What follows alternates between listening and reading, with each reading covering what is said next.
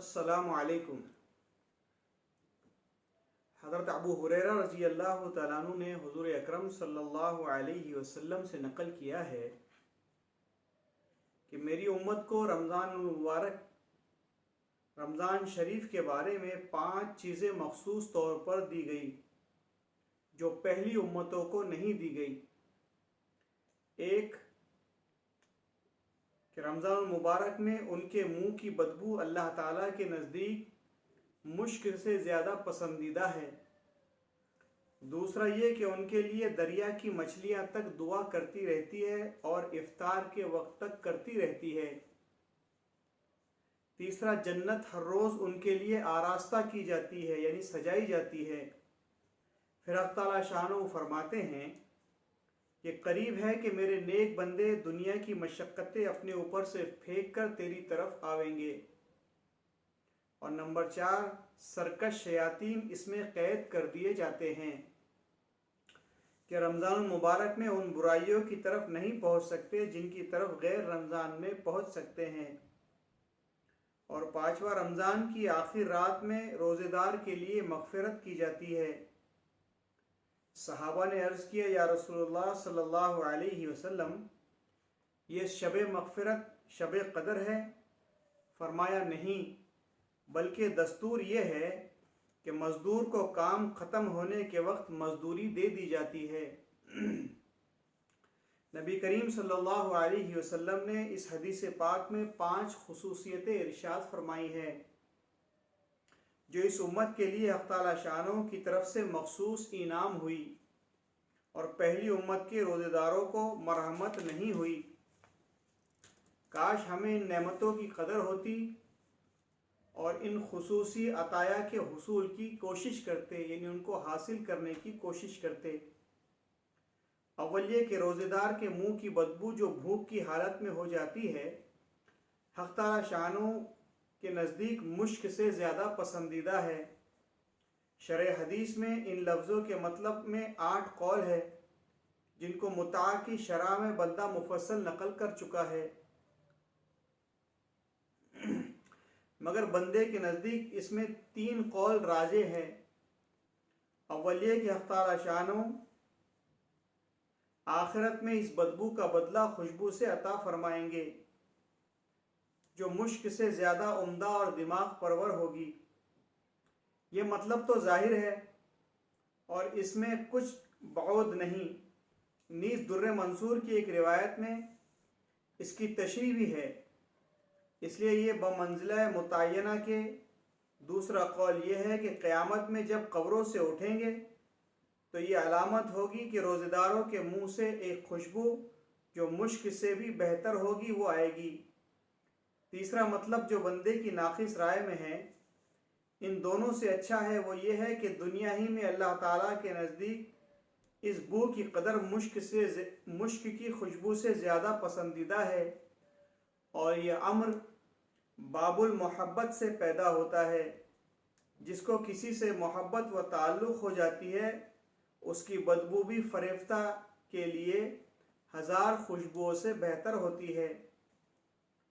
मकसूद रोज़ेदार का कलाम तक़र्रुब है, बमंज़िला महबूब के बन जाता है। रोज़ा हक़ ताला शानों अम्मा वालों की महबूब तरीन इबादतों में से है।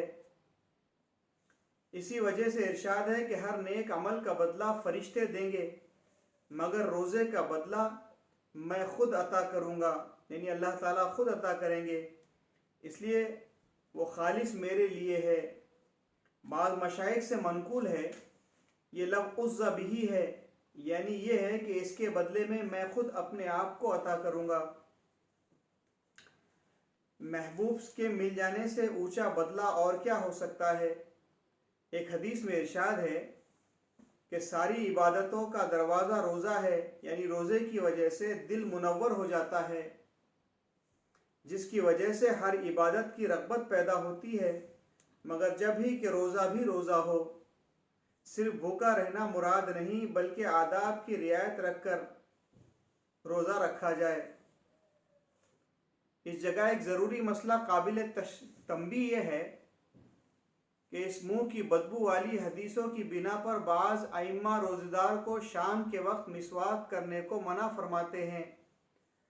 احناف کے نزدیک مسواک ہر وقت سنت و مستحب ہے، اس لیے کہ مسواک سے دانتوں کی بو زائل ہوتی ہے، اور حدیث میں جس بو کا ذکر ہے وہ معدے کے خالی ہونے کی وجہ سے ہے، نہ کہ دانتوں کی۔ احناف کے دلائل اپنے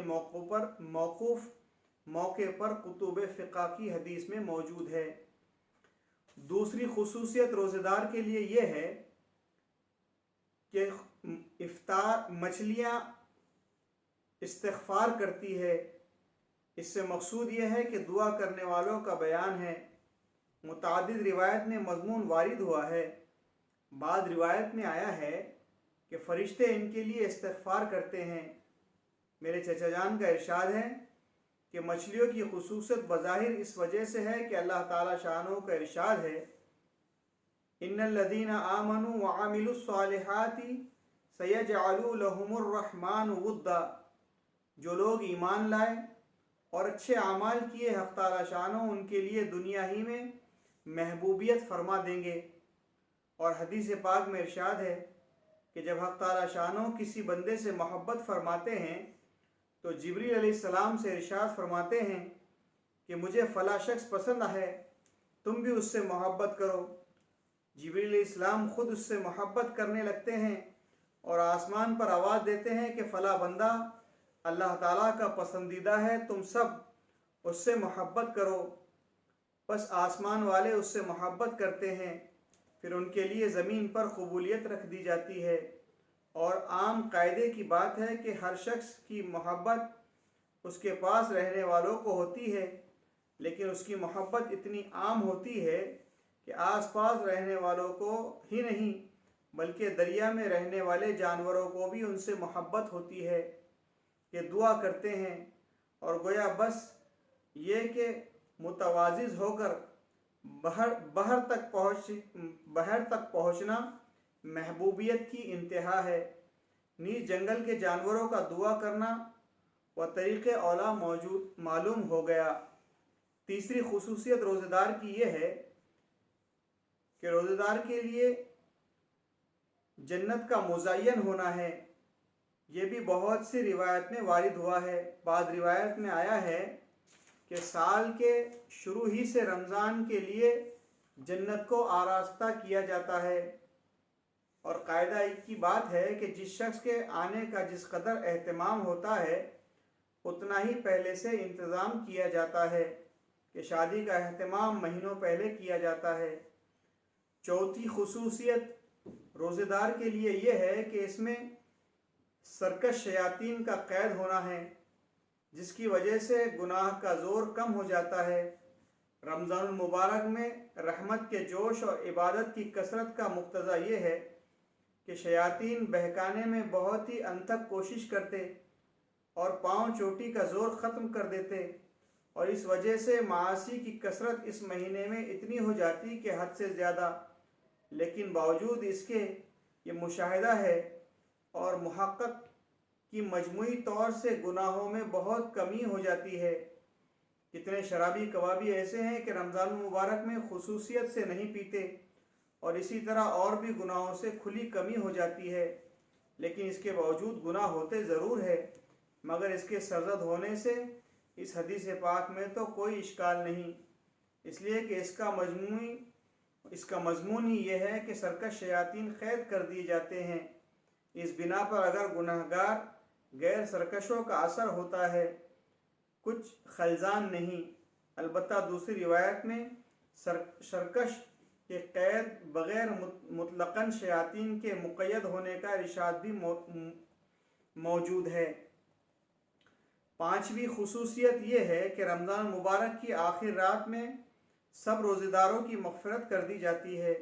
یہ مضمون پہلی روایت میں بھی گزر چکا ہے، کیونکہ رمضان المبارک کی راتوں میں شب قدر سب سے افضل رات ہے، اس لیے صحابہ نے خیال فرمایا کہ اتنی بڑی فضیلت اسی رات کی ہو سکتی ہے، مگر حضور صلی اللہ علیہ وسلم نے فرمایا کہ فضیلت مستقل علیحدہ چیزیں ہیں، یہ انعام تو ختم رمضان کا ہے۔